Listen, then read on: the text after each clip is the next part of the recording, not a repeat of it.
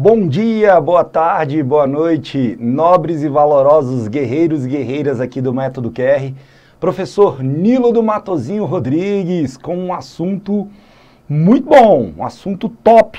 Vocês já viram aí na tela, indígenas no Brasil. Bacana. Assunto em que ultimamente está sendo cobrado em várias áreas, né? De concursos militares a concursos locais, né? E um tema que eu gostaria de deixar bem claro, que ele pode ser tratado em um ano com 2 horas de aula todos os dias, ou de uma maneira sucinta e bem focada no que mais tem caído nos últimos concursos. Bacana? Óbvio que qualquer novidade e qualquer plus necessário, nós vamos colocando aqui. Show de bola? Vamos que vamos! Lembrando que quando nós falamos de indígenas no Brasil, obviamente nós temos que ter em mente a lei. O que ampara, o que nos traz a necessidade de abordarmos os indígenas no Brasil. A lei, olha aqui galera, 11.645 de 2008 obrigou a inclusão do ensino de História e Cultura Afro-Brasileira e indígena na LDB. Bacana? Ou seja, é obrigatório no período escolar normal a criança e o adolescente terem conhecimento do mínimo, do básico, né? Olha aqui, queridos, artigo 26A, porque foi uma inclusão, né? Nos estabelecimentos de ensino fundamental e ensino médio, lembrando, não menciona ensino superior, primeiro detalhe a ser registrado. Bacana? Públicos e privados, interessante demais, torna-se obrigatório o estudo da história e cultura afro-brasileira e indígena. Bacana? Professor, mas poderia cair a possibilidade deles fazerem trocadilhos referentes ao local obrigado a ministrar o conhecimento sobre os indígenas? Sim, com certeza. E eles podem dizer somente públicos, né? Porque as instituições privadas, elas possuem discricionariedade ao abordar o tema, ao tratar o seu PPP, né? Não, tá? Ensino fundamental, no caso 1 e 2, e médio. Lembrando, não está escrito e não podemos confirmar educação infantil. Show de bola? Olha aqui o parágrafo primeiro. O conteúdo programático a que esse artigo se refere, incluirá diversos aspectos da história, da cultura que caracterizam a formação da população brasileira a partir desses dois grupos étnicos, tais como o estudo da história da África e dos africanos, a luta dos negros e dos povos indígenas no Brasil.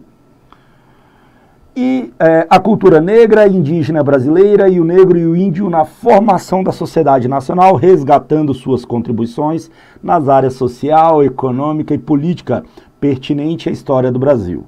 Os conteúdos aqui já no parágrafo 2º, né? Referentes à história e à cultura afro-brasileira e dos povos indígenas serão ministrados no âmbito de todo o currículo escolar, em especial nas áreas de educação artística e de literatura e história brasileiras. Entramos nós aqui. Bacana? Brasília, 10 de março de 2008, na época ainda o então presidente Lula, e eu menciono e digo aqui o presidente que sancionou, porque eles costumam fazer trocadilhos também de quem estava no poder na época. Nós vamos ver, sim, em um exercício que vai nos trazer essa temática. Não dessa lei em específico, mas vai mencionar quem estava na época na presidência. Beleza, queridos? E os índios, os nossos indígenas, tá? Eles são amparados pela Constituição Federal de 1988. Olha aqui o artigo que aborda, né, o reconhecimento, né, da sua organização social, costumes, línguas, crenças, tradições e os direitos originários sobre as terras que tradicionalmente ocupam, dizendo que compete à União demarcá-las.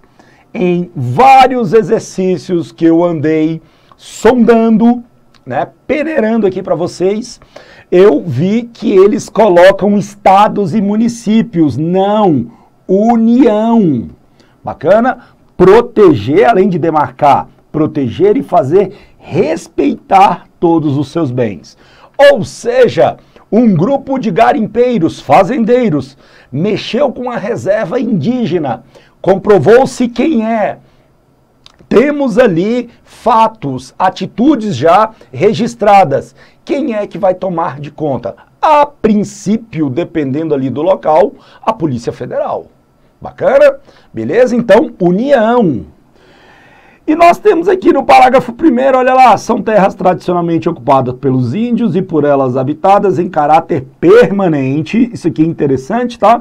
As utilizadas para suas atividades produtivas e as imprescindíveis à preservação dos recursos ambientais necessários ao seu bem-estar e as necessárias à reprodução física e cultural, segundo seus costumes e tradições. Bem amplo, né? Até porque povos indígenas não é necessariamente um só. Parágrafo 2º, as terras tradicionalmente ocupadas pelos índios destinam-se à sua posse permanente, cabendo-lhes o usufruto exclusivo das riquezas do solo. Eu colocaria uma questão sobre essa. Pergunto para os senhores: se nós encontrarmos petróleo e ouro em uma reserva indígena, os índios vão poder explorar da maneira que eles quiserem? Vai, professor, tá ali, ó. Tá lá, ó lá, ó lá. Artigo 231, parágrafo 2º, usufruto exclusivo. E o professor Nilo ainda marcou, ainda deu uma destacada, colocou ali de azul escuro, só faltou colocar de caixa alta. Galera, olha para mim.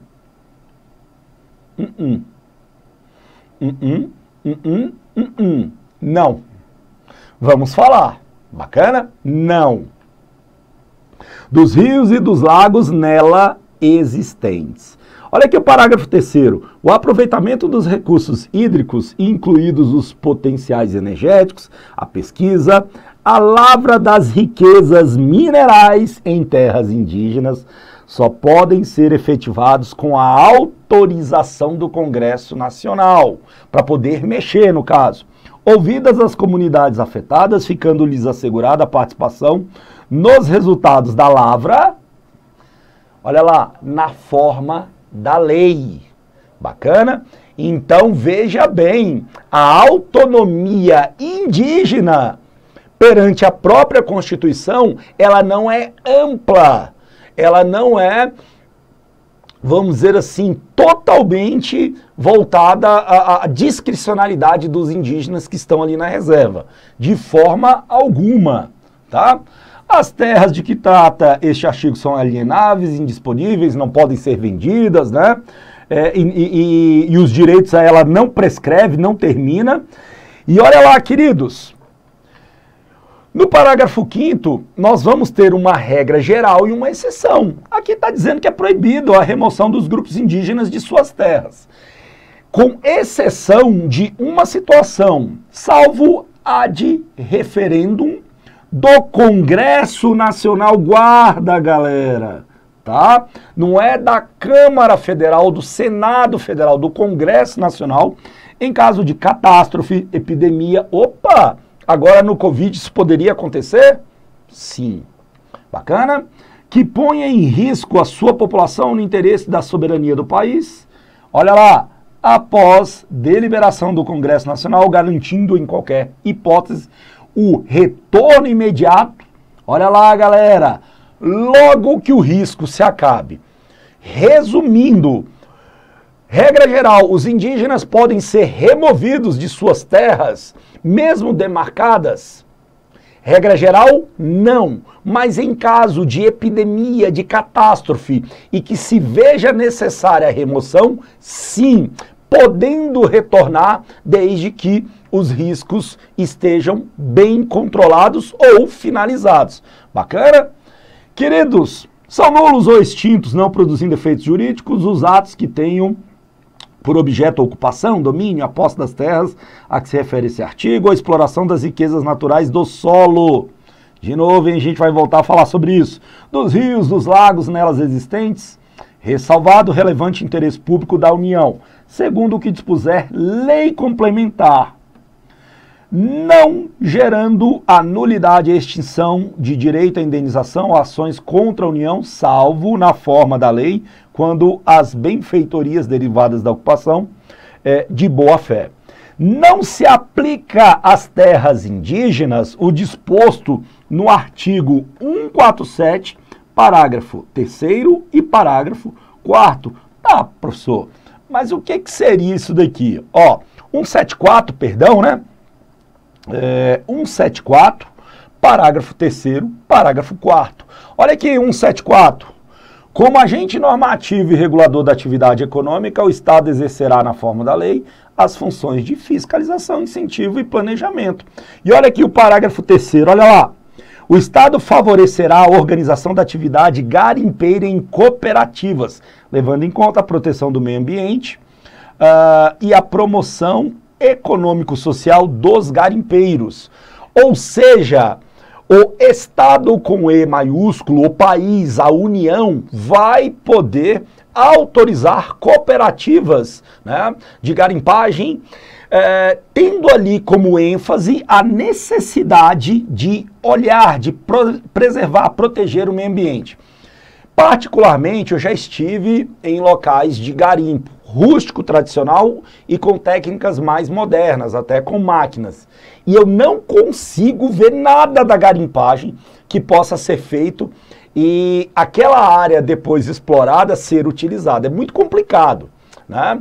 É óbvio, por exemplo, que o Estado vai proibir ali a utilização de mercúrio, de algumas substâncias bem danosas. Mas, assim, é meio que utópico. Mesmo fiscalizando, a garimpagem, ela nunca é totalmente, vamos dizer assim, reciclada. A área você vai conseguir utilizar da mesma forma. E olha aqui o parágrafo 4.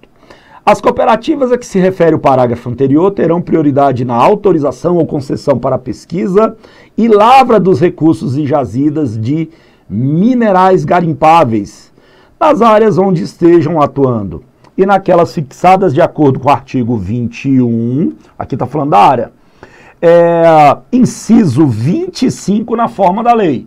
E artigo 21, inciso 25, relacionado à competência da União. Olha aqui o inciso 25. Estabelecer as áreas e as condições para o exercício da atividade de garimpagem em forma associativa. Então vai poder haver, sim, garimpagem em locais já demarcados. Porém, o governo vai fiscalizar, o governo vai elaborar regras, vai preservar o meio ambiente. Então, peraí, professor, só verificando aqui, né, aqui no parágrafo 7º, está se referindo às terras indígenas. Então, o governo vai poder regularizar garimpagem nas terras indígenas? Vai. Bacana? Outro detalhe para vocês registrarem. Beleza? Tranquilo? E, queridos, olha aqui. Uma resposta em relação ao que eu perguntei logo no início. E se encontrarem ouro e petróleo, principalmente petróleo, os indígenas vão falar assim: ei, senhora União, quero papo não. Você demarcou, tá na Constituição, e eu vou voltar aqui, ó, né? Olha lá. olha lá, o usufruto exclusivo das riquezas, né, são nossos. Galera, aí é que tá, voltando aqui, né, se liguem. Artigo 20 são bens da União. Inciso 9, os recursos minerais, inclusive os do subsolo. Não especificou, falou de maneira geral. Tá? Encontrou petróleo e ouro, por exemplo, em reservas indígenas, a União vai explorar. Tá? E vai haver uma regulamentação de uma lei federal, de uma lei complementar, perdão, onde os indígenas, a reserva em si vai poder receber até royalties sobre a exploração, ok? Bacana?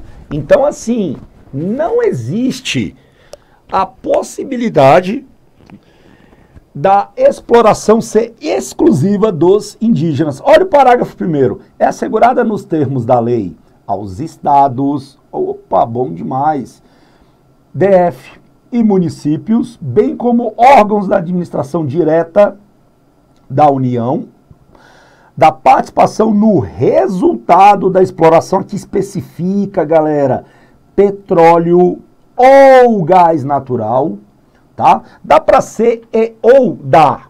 Bacana? Dá para ser os dois também. De recursos hídricos para fins de geração de energia elétrica ou de outros recursos minerais no respectivo território. Plataforma continental, mar territorial ou a ZE, né? Zona Econômica Exclusiva, ou compensação financeira por exploração.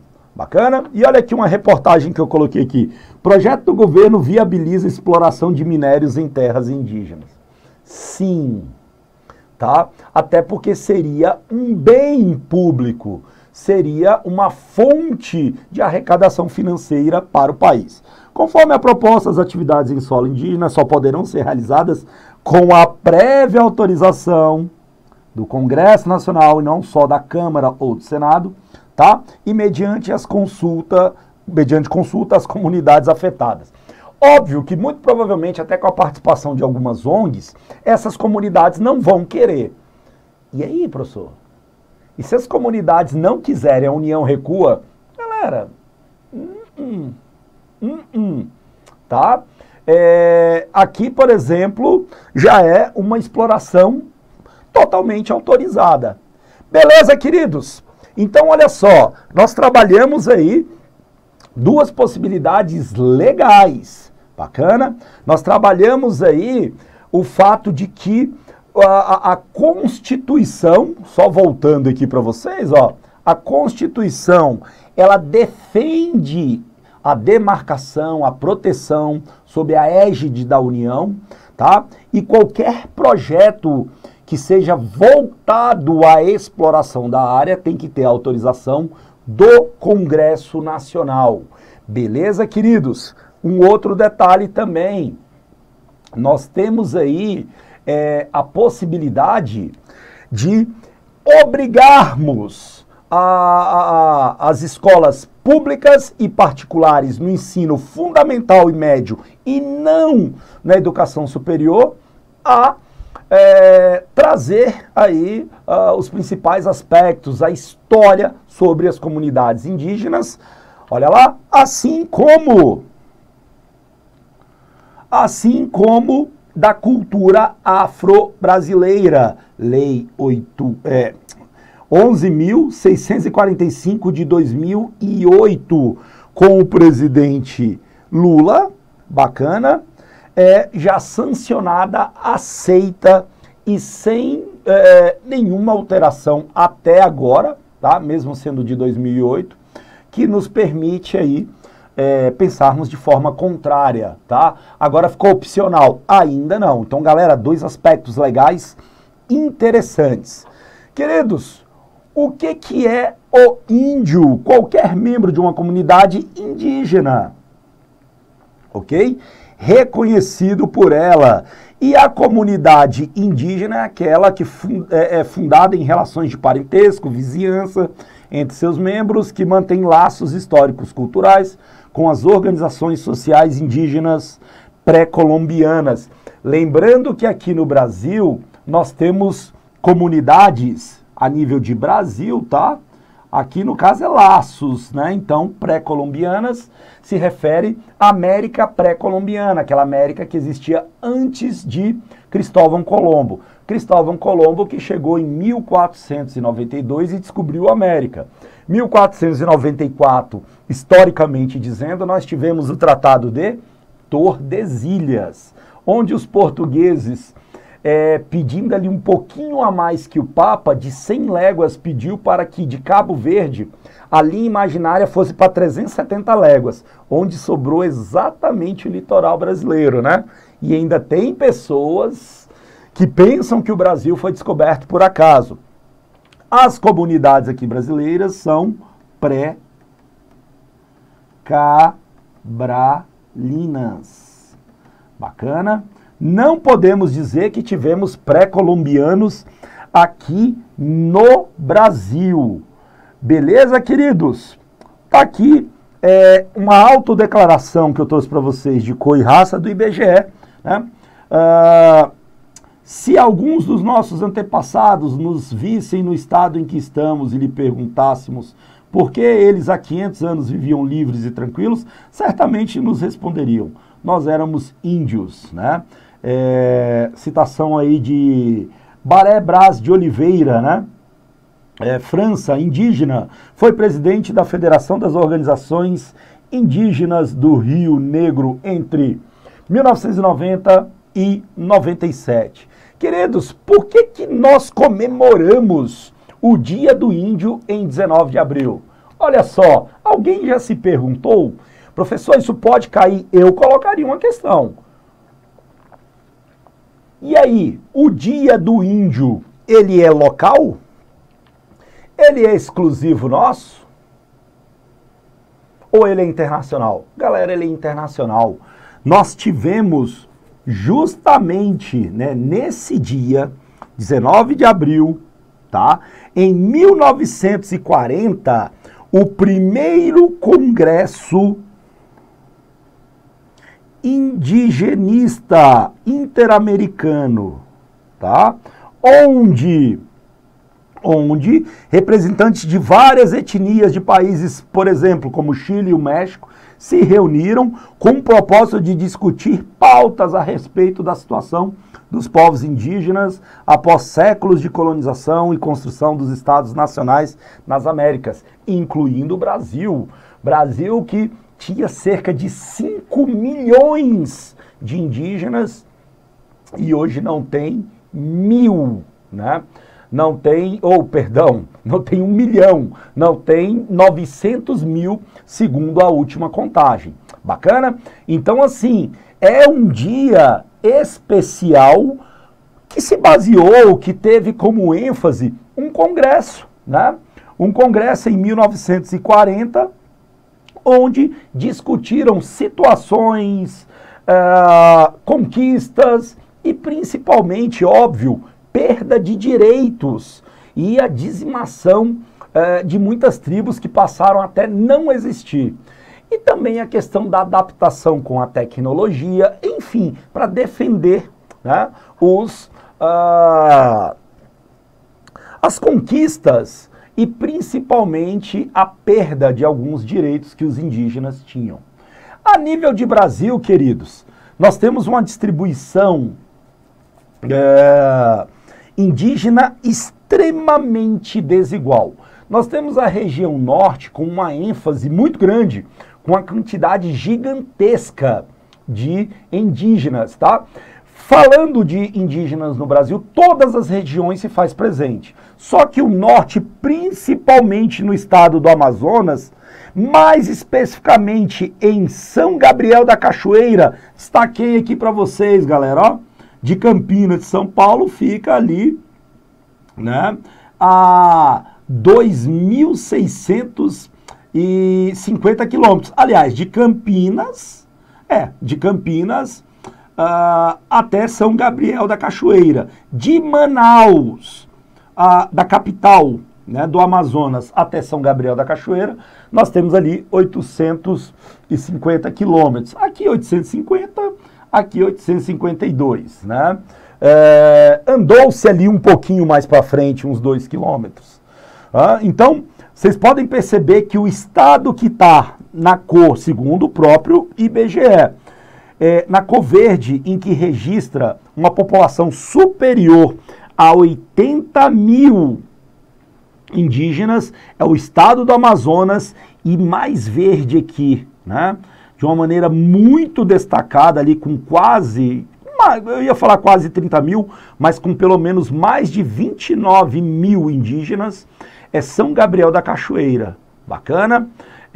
Nós temos ali em São Paulo da Olivença, ainda também no Amazonas, cerca de quase 15 mil, e também Tabatinga, cerca de quase 15 mil, isso do Censo Demográfico de 2010. Beleza, galera? Nós tivemos outros, sim, mas especificamente voltado a quantitativo e a uma pesquisa mais minuciosa sobre os nativos, os indígenas no Brasil, em 2010. Tá aí o mapa, galera, beleza? Tá aí o mapa.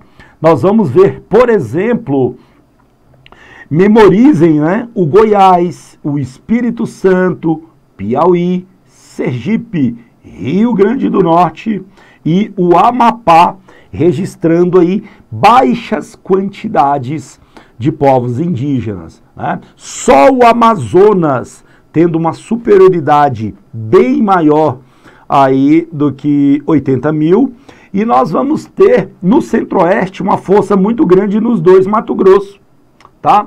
Além de Roraima, região norte também, Bahia e Pernambuco, registrando acima de 40 mil e podendo se aproximar dos 80 mil. Professor, é interessante eu ter essa visão mais ampla do mapa de quantitativo. É um padrão das bancas fazerem trocas de situações de quantitativo, sim, tá? Principalmente dependendo da banca, é capaz deles cobrarem nomes de cidades. Beleza, queridos? E olha aqui, se liguem nas nações indígenas na época colonial. Nós tínhamos ali 4 grandes troncos. Os tupis, os jés, também conhecidos como tapuia, aruac e caribe, tá? Professor, mas eu ouço falar muito dos tupis e assim, para mim, todos são tupis guaranis. Por documentários, músicas e muitas expressões voltadas aos tupis, como, por exemplo, a caatinga. Caa, mata, tinga branca, veio dos tupis. O apelido a um bioma brasileiro e também a um domínio morfoclimático de Aziz Absaber. Olha que história e geografia fazendo aqui um paralelo, né? Sim, nós falaremos sobre os tupis de uma maneira bem detalhada. Porém, aqui, olha só, assim, a primeira forma para entender os indígenas foi reuni-los em grupos linguísticos ou grandes nações. Daqui dos tupis eu terei vários, daqui dos jés ou tapuias, vários, aruac é a mesma coisa e caribe também, tá? Especificamente, os tupi-guaranis, olha aqui, galera, eles vão ter um destaque muito grande até pela quantidade mais espalhada e bem mais, vamos dizer assim, se encontrando basicamente em todas as regiões brasileiras, e eles que colaboraram muito, né, com alguns hábitos, alguns pratos, né? Por isso que os tupis guaranis serão bem mencionados. Também o tronco Jé tem uma participação muito grande, principalmente Nordeste e Centro-Oeste, né? Já não é muito forte no Norte. O aruac, numa quantidade bem menor, também tem aí, deixa eu tirar esse daqui e mudar de cor, né? Até para nós termos aí uma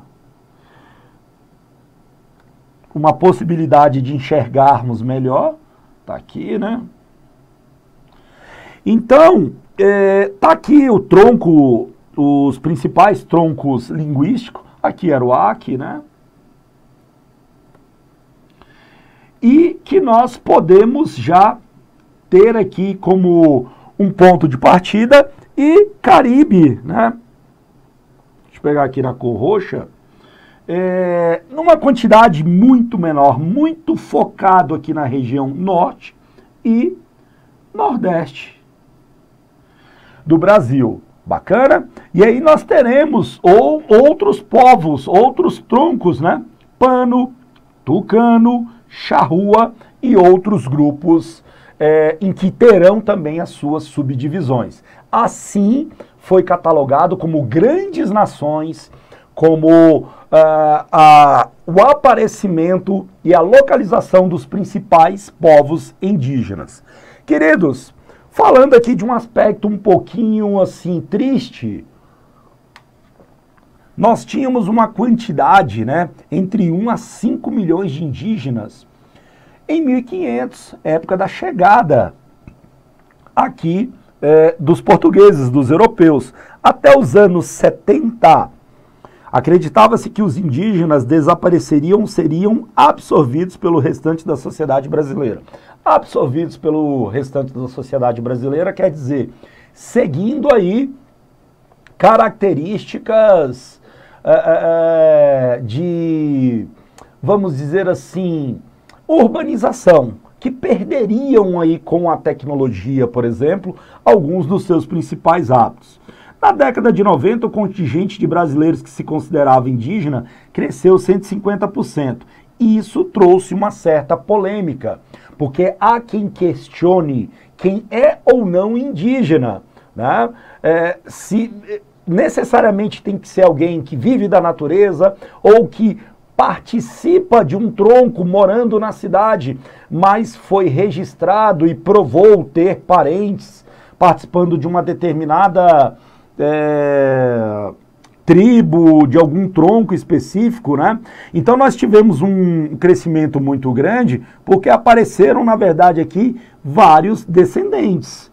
Não que os indígenas fossem, não que os indígenas tenham se multiplicado e que eles tenham conseguido recuperar a hegemonia ou posicionamento nos locais onde eles viviam. Em 2000, a maior parte dos índios se concentravam nas cidades, aí rola outra polêmica, né? Mas voltou a ter sua maioria na área rural em 2010. Olha aqui em 2010, galera. O IBGE já catalogou com menos de 900 mil, olha lá, 896 mil, perdão, e 917, né? 0,47, menos de 0,5%, né, da população total do país, e destes, 324.834 vivem em cidades.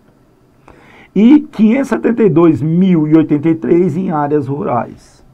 E muitos destes que vivem em áreas rurais, com áreas rurais, assim, um certo grau de modernidade. Então, pensarmos hoje em índios que vivem em cabana, na mata e vivendo da natureza, sinceramente, eu acredito que esse número ainda vai diminuir muito. Nós vamos estudar aqui, né, a criação do CIASE e do CESAI, né, 2017, olha lá, olha o quanto já diminuiu, 758.512 indígenas que vivem em terras ou territórios indígenas. Bem atualizado, 2017. E para 2022, acredito que tenha diminuído bem mais, galera, bem mais, né? A mesma analogia que eu fiz, né? Aqui, ó. Os indígenas antes de Cabral e depois, aqui no censo, mudar de cor aqui, de 2010. Bacana, aqui no censo de 2010. Dados da FUNAI apontam que atualmente o número de indígenas que ainda restam no Brasil não chega a 1 milhão, ou seja, mais de 4 milhões de nativos foram mortos. E repito, índio que vive ali na natureza e que sobrevive dos recursos naturais ali presentes, se nós formos colocar em ênfase, eu não sei se chegaríamos de fato a 200 mil, tá? E olha lá, um dos principais motivos que fez com que os indígenas começassem a desaparecer foram as bandeiras de caça ao índio. Elas, inclusive, né, se nós olharmos aqui na cor vermelha, elas ajudaram muito aos bandeirantes a ocuparem áreas que ainda não eram descobertas no Brasil e a quebrar aqui o Tratado de Tordesilhas. Aqui nós temos a linha, ó, do Tratado de Tordesilhas. Beleza? Não somente a caça ao índio, mas principalmente a mineração, tá? O Brasil conseguiu ter uma ocupação muito mais enfática, muito mais acelerada, né? Quebrando assim o Tratado de Tordesilhas, onde ele literalmente vai deixar de existir no Tratado de Madrid, como nós já vimos. Bacana, galera? Então, assim, tá aqui, né? Um dos principais motivos. A caça ao índio, ela foi muito cruel e tratada com muita violência e falta de respeito aos indígenas.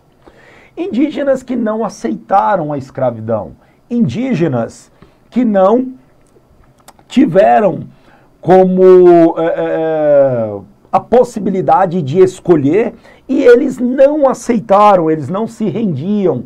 Muitos apanhavam até morrerem, não cediam, não estavam ali firmes com o propósito de um dia ficarem livres, eles simplesmente, na grande maioria, não aceitavam a escravidão. Ao ponto que mais à frente, de uma maneira também muito cruel e desrespeitosa, os europeus vão começar com o tráfico negreiro, né? Agora explorando de uma maneira desrespeitosa o povo africano. Mas os indígenas sendo utilizados como escravos não deu muito certo, tá? Uma das maneiras em que nós podemos perceber em que os indígenas começaram a se adaptar mais e a colaborar mais foi com a presença dos jesuítas. Beleza, queridos? Aqui eu trago para vocês algumas habitações, tá? Em que depois nós vamos fornecer sim esse material, transformá-lo em PDF, tá? Para depois vocês darem uma lida. Aqui umas habitações, né? Olha aqui os índios Paraná. Paraná seriam os índios, tá? Não o estado. Os Paranás, como a grande maioria dos povos da família linguística Gé, olha lá, tronco Gé, tá vendo? Vivem em aldeias circulares na divisa dos estados do Mato Grosso e Pará.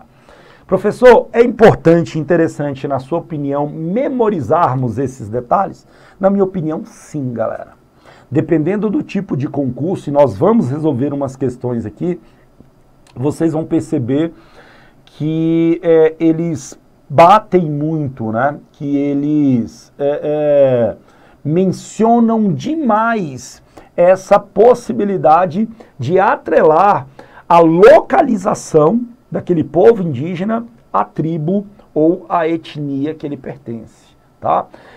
É cruel, é um pouquinho covarde, mas com a resolução de exercícios a gente chega aí a memorizar vários, né? Olha ali, o Craô, né? As aldeias dos Craôs em Tocantins, povo da família linguística Gé também, tá? Seguem o ideal timbira de disposição das casas, olha lá, né? Ao longo de uma larga via circular, cada qual ligada por um caminho radial ao pátio central, como se fosse uma vila, né? Centralizando nesse pátio ali as principais atividades. Também, tá? Também da família Gé, o gavião parcategê, né? Parcategé, melhor dizendo. No Pará, são falantes do Timbira Oriental, também da família Gé, né? Onde nós teremos ali 33 casas já de alvenaria. Bacana? Então depois, queridos, é interessante nós olharmos com mais calma, uma a uma, tá? Os conhecidos Yanomamis, tá? Orientais e ocidentais costumam viver em uma casa agregando várias famílias, a chamada maloca, né? Ali no Amazonas, lá reúnem-se todos os membros da aldeia, sendo considerada como uma entidade política, econômica e autônoma, ou seja, um centro de discussão, tá? Onde eles terão as regras internas ali. E eu trago aqui, ó, das etnias do Rio Negro, né? A Maloca Museu, lá de São João, no Rio Tiquié, no Amazonas. É um exemplo de como os chamados índios da floresta, falantes das línguas das famílias Aruaque e Tucano, da região da bacia do Alto Rio Negro, costumava viver. Bacana? Nós vamos ter aqui também os Palicu, no Amapá, também são falantes de uma língua da família Aruaque, e suas aldeias são construídas voltadas para o rio. A maior delas, Cumenê, tem suas casas dispostas em 2 ruas paralelas. Tentei trazer aqui uma quantidade enorme de detalhes, porque alguns concursos militares, por exemplo, eles possuem, né, o hábito de vincularem a cronologia, apelidos, detalhes. Pô, professor, mas aí é covarde. Sim, mas se é o perfil da banca, até o seu concurso, vamos resolvendo aí muitas questões. Bacana? Já a nível de concursos estaduais e municipais, o tronco linguístico é bastante cobrado. Beleza? E olha só, prometi e promessa é dívida. Tupi. Tronco linguístico milenar falado por diversos povos localizados em vários países da América do Sul. Não somente o Brasil, viu? Então, ele é internacional. É americano, mas é internacional. Brasil, Peru, Bolívia, Paraguai, Argentina e Uruguai. E olha só, galera, um aspecto interessante. O tupi originou-se da língua tupinambá, que foi incorporada pelos colonizadores e missionários, sendo adotada como a língua geral do Brasil. Marca, circula e tenha isso como ênfase, né? O nosso tronco tupi, grande, com muitas etnias voltadas a ele, teve uma origem da língua tupinambá, né? E ela foi adotada como língua geral no Brasil. Agora, galera, se liguem aqui, né? Como é que nós distinguíamos, né, esses diferentes grupos descendentes de uma mesma família?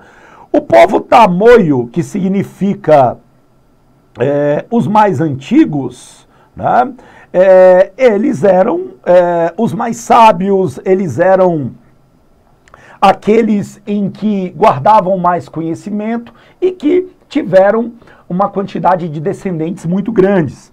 Os tupinambá, aqueles em que a língua dele, né, originou o tupi, né, aqui a matriz, são os descendentes diretos dos tupis. Os tupiniquim, parente dos tupis que vieram, dos tupinambá, e nós temos os guarani, que são os guerreiros. Lembram quando nós mencionamos Tupi-Guarani? Né?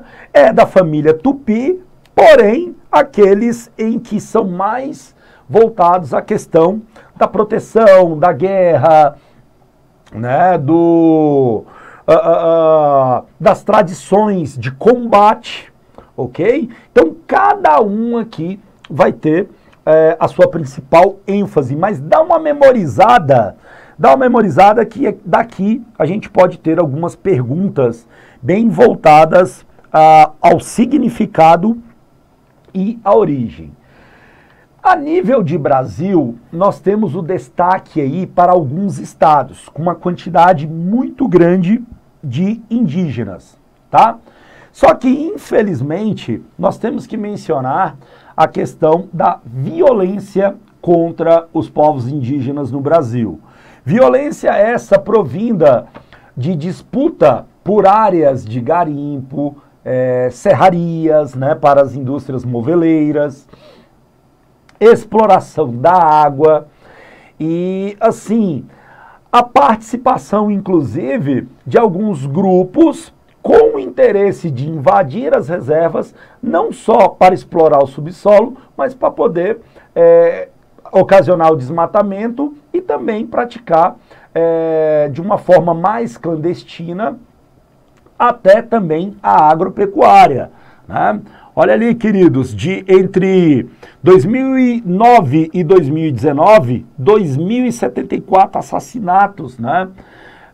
Onde nós temos ali uma diferença, um aumento, né? Em 10 anos, né? A cada 1.000 indígenas, né? Aqui 15 e 18, um aumento de 21% em 10 anos. E essas taxas são maiores em municípios com terras indígenas.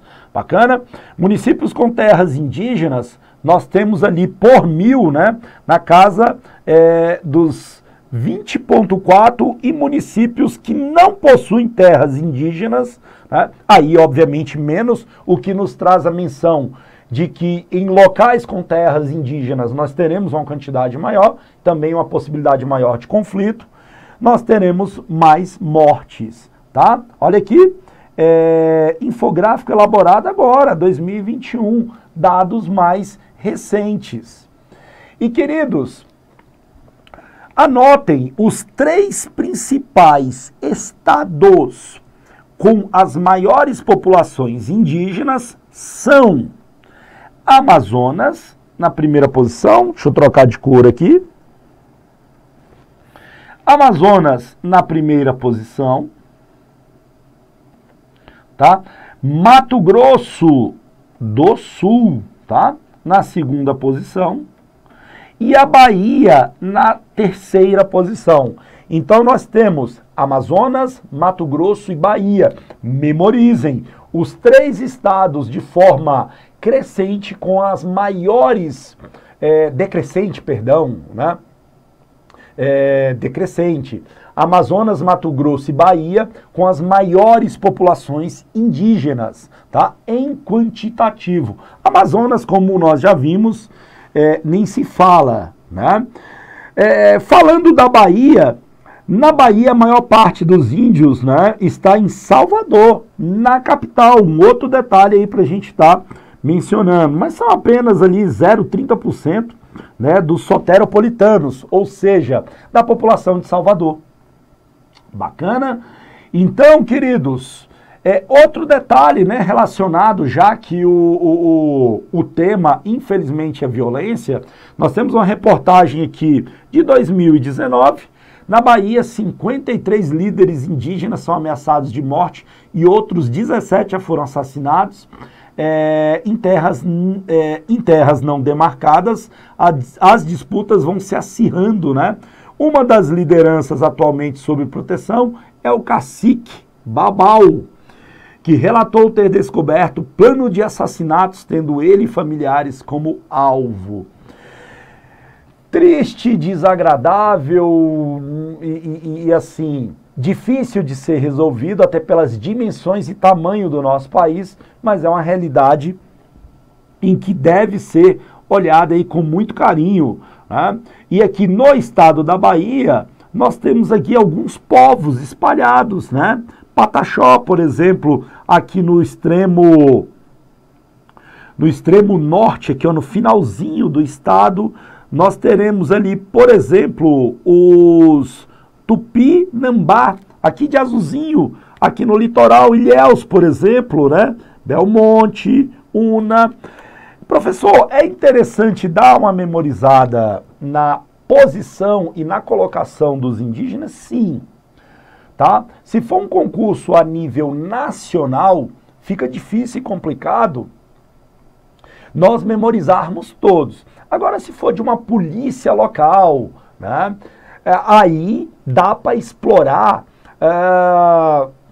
por exemplo, todos os aspectos daquele estado onde ficam as principais tribos, os estados onde tem mais violência, onde tem mais preservação, maior concentração, mas se for a nível nacional, nós temos que resolver muitos exercícios, né, para poder priorizar aí uma assimilação numa maior quantidade em que pudermos. O Mato Grosso, né, que é o segundo estado, olha lá, concentra mais de 60% dos assassinatos de indígenas no Brasil. Nos últimos 12 anos, mais de 400 indígenas foram mortos no estado do Centro-Oeste, Mato Grosso do Sul. Bacana? É bom nós sempre memorizarmos. Olha aqui, nessa reportagem está falando ali do Clodiode, né, Aquileu, que foi morto em 14 de junho. Essa reportagem, ela é de 2016, né? Foi uma das vítimas de genocídio ali do Mato Grosso do Sul, tá?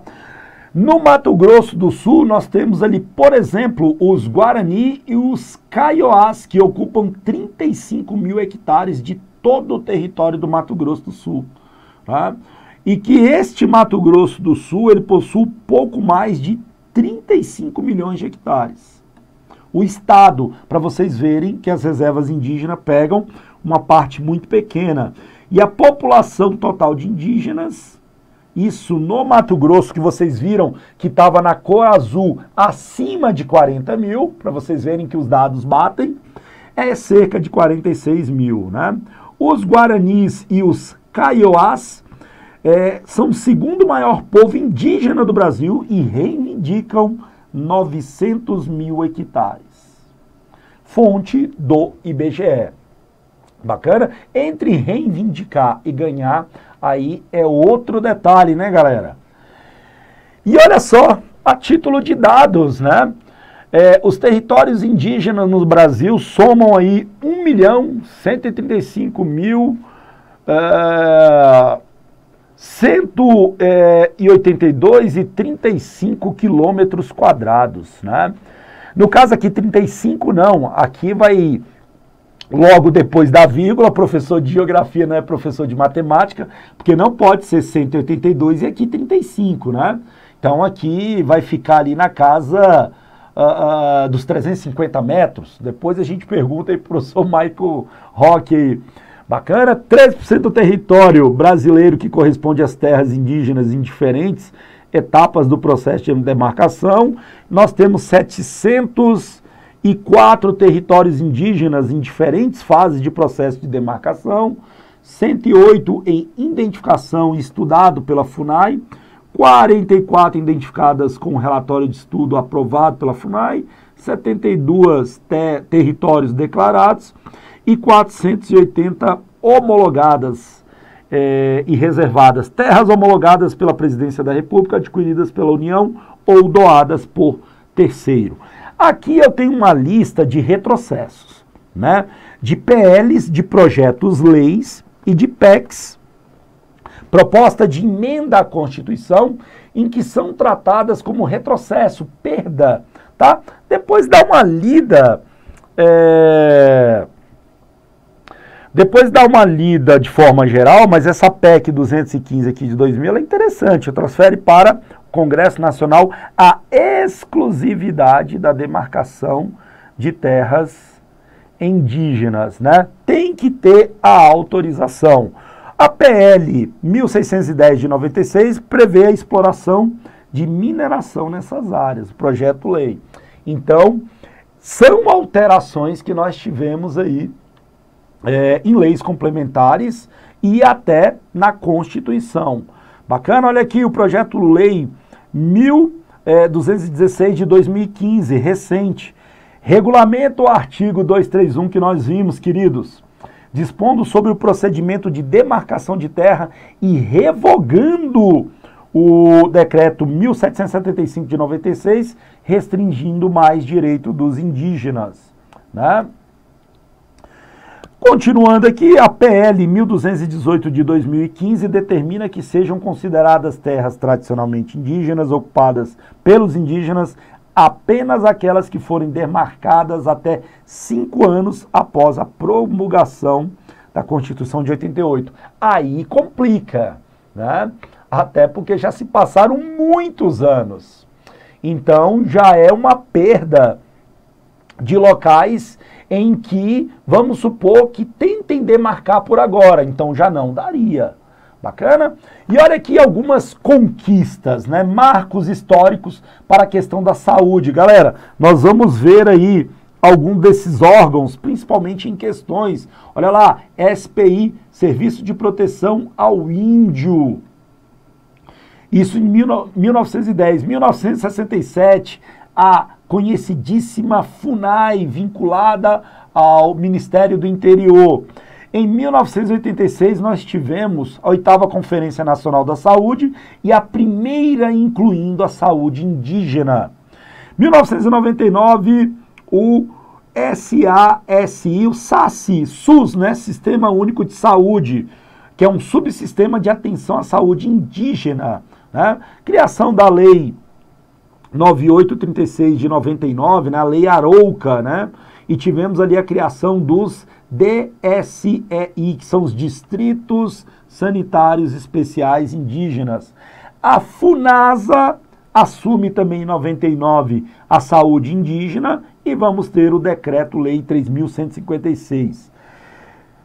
2002, a PNA-SPI, a Política Nacional de Atenção à Saúde dos Povos Indígenas, é regulamentada e o SESAI, né, o SESAI, a Secretaria Especial de Saúde Indígena, onde nós teremos ações de atenção básica à saúde indígena e de saneamento vão ser transferidas para a FUNASA e para o SESAI.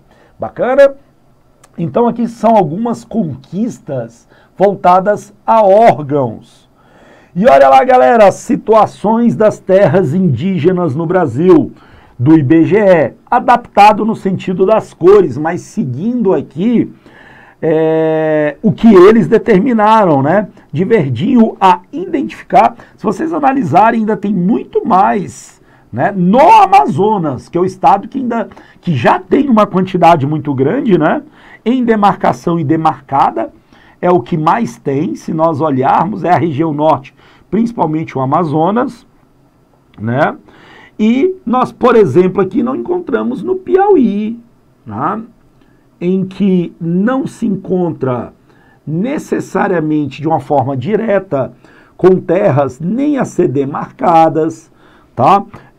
No Goiás, por exemplo, nós temos já terras demarcadas e nenhuma na situação a ser identificada ou a se demarcar ou em demarcação.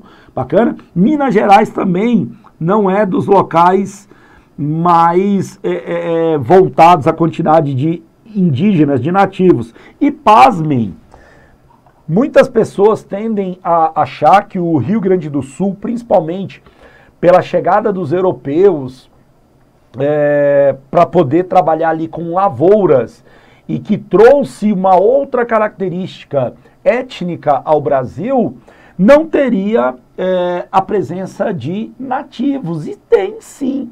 E tem grandes problemas lá também. Bacana?